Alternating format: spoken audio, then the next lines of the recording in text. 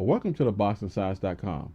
I'm the Boxing Doctor, and this is the Boxing Science 3 to 5 report, in where 3 to 5 minutes I tell you what I'm going to talk about, I talk about it, and then I tell you what I talked about, and finally I get out of the way.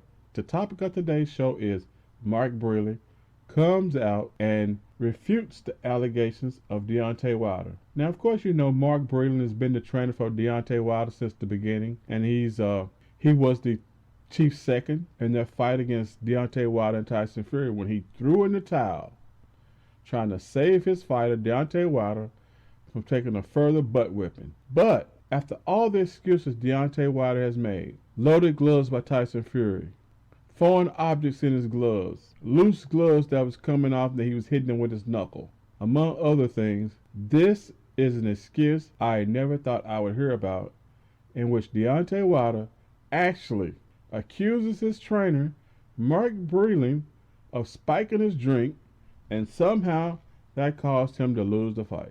Now, who in their right boxing mind thought of an excuse like that? Do you think Deontay Wilder is reaching? Why is Deontay Wilder making all of these excuses after getting clearly beaten during the fight? Why come he just can't accept the fight? I lost this one, go back to the trainer, find out what I did wrong, make myself better. Now, if you've been listening to me over here at theboxingscience.com, I have been standing on nails in Deontay Wilder's favor, saying he deserves a rematch with Tyson Fury. I even demanded a boycott of any future Tyson Fury fights unless they enter a contract with Deontay Wilder saying that he will be the next fighter after that match. Of course, Don, a Tyson Fury versus Deontay Wilder that was supposedly in the contract. I didn't see it for myself. But now, with all of these crazy accusations by Deontay Wilder, once he said that a doctor informed him that possibly Tyson Fury had something in his glove, a foreign object. And of course, if you're like me, you've seen thousands of crazy fans out there coming with this conspiracy theory that Tyson Fury actually cheated during the fight.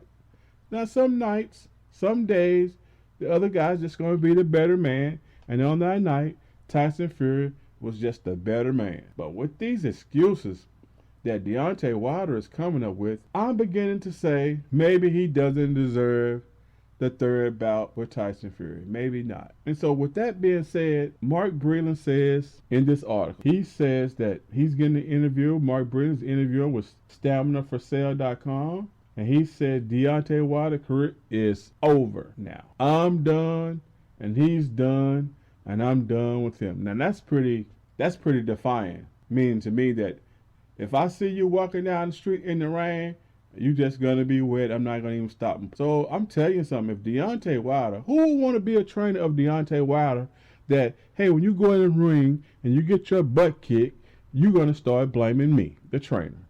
That's my story for today.